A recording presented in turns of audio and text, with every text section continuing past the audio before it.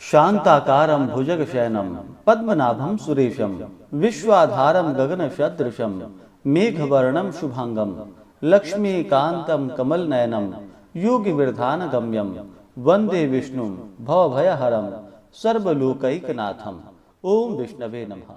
जय श्री राधे कृष्ण। आप सभी का आपके अपने YouTube चैनल में बहुत बहुत स्वागत है। आइए आज आप सब सुनेंगे कामिका एकादशी व्रत की कथा। श्रावण मास कृष्ण पक्ष में पड़ने वाली एकादशी को इसे कामिका एकादशी, कामदा एकादशी और पवित्रा एकादशी के नाम से भी जाना जाता है। आप सभी भक्तों को कामिका एकादशी व्रत की ढेर सारी शुभकामनाएं। आप सभी के जीवन में लक्ष्मी नारायण की कृपा से आप सभी को सभी प्रकार के सुख और समृद्धि की प्राप्ति हो। जो भी भक्त सच्ची श्रद्धा के साथ कामिका एकादशी का व्रत धारण करते हैं, नियमों का पालन करते हैं, कथा आदि श्रवण करते हैं, तो यह व्रत सांसारिक बंधनों से छुटकारा पाने के लिए श्रेष्ठ व्रत है। इस व्रत को करने वाला धन, वैभव, पुत्र, पौत्रादिक सुख को भोगता है तथा वाजपेयी यज्ञ का पुण्य फल भी प्राप्त होता है। तो आइए सुनते हैं कामिका एकादशी व्रत की कथा। तो बोलिए प्रेम से भगवान विष्णु की जय, माता लक्ष्मी की जय, एकादशी माता की जय, सर्वदेवी देवता की जय। कथा के अनुसार एक बार युधिष्ठिर ने भगवान श्री कृष्ण से कहा कि हे भगवान, श्रावण मास के कृष्ण पक्ष की एकादशी का नाम क्या है और इसका क्या महात्म्य है, सो मुझसे कहने की आप कृपा कीजिए। श्री कृष्ण चंद्र जी ने कहा कि हे युधिष्ठिर, मैं सभी पापों से मुक्त होने वाले व्रत की कथा का वर्णन करता हूँ, जिसे पहल जो कि ब्रह्मा जी ने अपने पुत्र नारद जी से कहा था। श्रावण मास के कृष्ण पक्ष की एकादशी का नाम कामिका, कामदा, पवित्र आदि है, जिसका कि केवल महात्म्य सुनने मात्र से वाजपेयी यज्ञ का पुण्य फल प्राप्त होता है। उस दिन जो मनुष्य शंख, चक्र, गदाधारी एवं श्रीधर नामक विष्णु की पूजा करता है और भक्ति पूर्वक ध्यान करता है, उसको नैमिषारण्य में एवं पुष्कर तथा काशी में गंगा स्नान का फल प्राप्त होता है।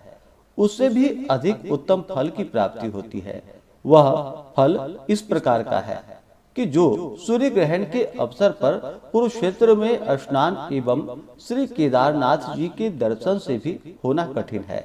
व्यतिपात योग में गंडकी नदी में स्नान करने से एवं सिंहस्थ गुरु में श्री गोदावरी में स्नान करने से उस फल की प्राप्ति नहीं होती जो कि श्री कृष्ण चंद्र जी के पूजन द्वारा प्राप्त होता है। श्रावण मास की एकादशी का व्रत रखना और समुद्र पर्यंत भूमि का दान करना दोनों का फल एक समान है। श्रावण मास में भगवान श्रीधर के पूजन करने से गंधर्व, देव, उरग और पन्नग इत्यादि भी पूजा योग्य होते हैं। अस्तु जो पाप पंख में लिप्त एवं असार रूपी संसार में फंसे हुए हैं, इस प्रकार के मनुष्यों को स्वयं उद्धार के निमित्त एकादशी के दिन अनेकों यत्न पूर्वक व्रत करके श्री भगवान का भक्ति पूर्वक पूजन करना चाहिए। इससे उत्तम पाप मुक्त होने का अन्य कोई व्रत नहीं है।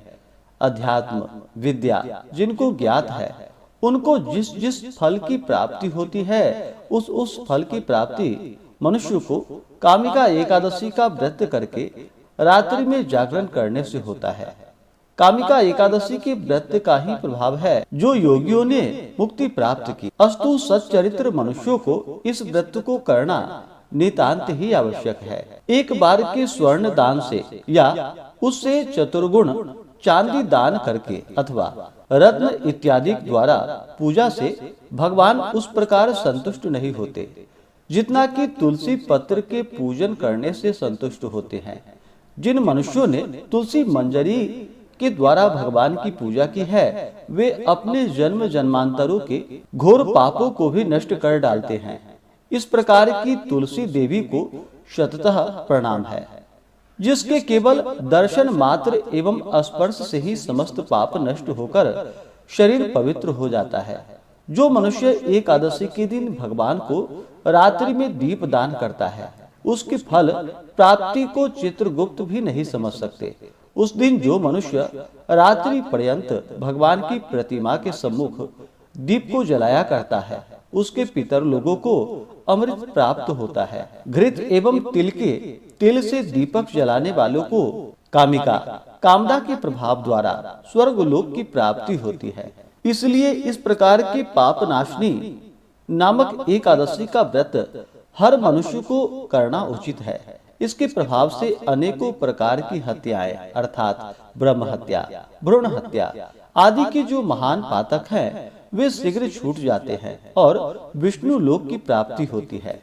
इसकी कथा के अनुसार एक गांव में एक वीर क्षत्रिय रहता था। एक दिन किसी बात पर उसकी एक ब्राह्मण से हाथापाई हो गई और वह ब्राह्मण मारा गया। अपने हाथों मारे गए ब्राह्मण की क्रिया उस क्षत्रिय ने करनी चाहिए, किंतु पंडितों ने उसको क्रिया में सम्मिलित होने से इनकार कर दिया। उन्होंने क्षत्रिय से कहा कि तुम पर ब्रह्म हत्या का दोष है, पहले प्रायश्चित करो, इस पाप से मुक्त हो, तब तुम्हारे घर भोजन करेंगे। क्षत्रिय ने पूछा, इस पाप को दूर करने का क्या उपाय है? तब ब्राह्मणों ने कहा कि तुम श्रावण मास के कृष्ण पक्ष की एकादशी को भक्ति भाव से भगवान श्रीधर का व्रत एवं पूजन करो तथा ब्राह्मणों को भोजन करवाओ, तभी तुम्हारे पाप का प्रायश्चित होगा। क्षत्रिय ने भक्ति भाव और शुद्ध हृदय से भगवान श्रीधर का व्रत व पूजन किया। शुद्ध मन से प्रायश्चित करने पर रात्रि में भगवान ने उसे दर्शन देकर कहा कि तुम्हारे ब्रह्म हत्या का पाप का निवारण हो गया है, अब तुम उस ब्राह्मण की क्रिया करो। क्षत्रिय ने भगवान के आदेशानुसार ही यह किया और ब्रह्म हत्या के दोष से मुक्त होकर सुखी जीवन व्यतीत कर अंत में विष्णु लोक को चला गया। इस प्रकार जो भी कामिका एकादशी का व्रत धारण करते हैं उनके सभी प्रकार के पाप और ताप नष्ट हो जाते हैं।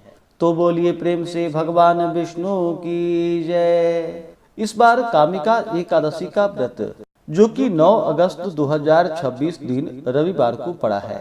सावन मास कृष्ण पक्ष की एकादशी तिथि प्रारंभ समय 8 अगस्त 2026 दिन शनिवार दोपहर 2:01 और एकादशी तिथि की जो समाप्ति है वह 9 अगस्त 2026 दिन रविवार सुबह 11:06 पे एकादशी तिथि की समाप्ति है।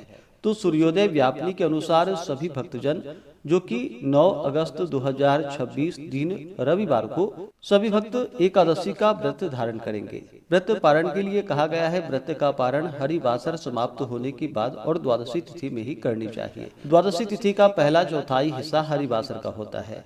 द्वादशी तिथि प्रारंभ समय 9 अगस्त 2026 दिन रविवार सुबह 11:07 और द्वादशी तिथि की जो समाप्ति है वह 10 अगस्त 2026 दिन सोमवार सुबह 8:02 पे द्वादशी तिथि की समाप्ति है। हरिवासर समाप्त होने का समय जो कि 9 अगस्त 2026 शाम 4:21 पे हरिवासर की समाप्ति है। ऐसे में सभी भक्तजन व्रत का पारण जो कि 10 अगस्त 2026 दिन सोमवार सुबह 5:47 से सुबह 8 बजे तक व्रत का पारण संपन्न कर लेंगे। कामिका एकादशी व्रत का पारण जो कि दुर्वा दलेन पारणम, दुर्वा दल से यानी कि दुभी से व्रत का पारण है। यह संभव ना हो पाए तो आप जल फल या तुलसी दल से व्रत का पारण करें। 9 अगस्त को ब्रह्म मुहूर्त का समय सुबह 3:53 से सुबह 4:41 तक होगा। सूर्योदय का समय सुबह 5:29, सूर्यास्त शाम 6:38 होगा। 9 अगस्त को राहु काल शाम 4:59 से शाम 6:38 तक होगा। प्रातः काल पूजा का शुभ मुहूर्त 9 अगस्त को सुबह 6:56 से सुबह 8:35 तक होगा। अभिजीत मुहूर्त का समय सुबह 11:59 से दोपहर 12:53 तक होगा। शाम को पूजा का शुभ मुहूर्त शाम 6:28 से शाम 7:49 तक होगा। योग जो कि हर्षण होगा रात्रि 2:04 तक, उसके बाद वज्र योग होगा।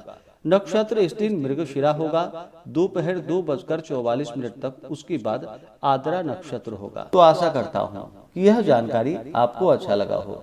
इसी प्रकार से ज्ञानवर्धक जानकारियाँ प्राप्त करते रहने के लिए, व्रत पूजा के बारे में जानने के लिए, कथा को सुनने के लिए चैनल पे अगर आप पहली बार आए हैं तो चैनल को लाल बटन दबा करके सब्सक्राइब करें साथ में बेल आइकन घंटी को दबाएं ताकि आने वाली वीडियो का नोटिफिकेशन आपको समय से मिलता रहे।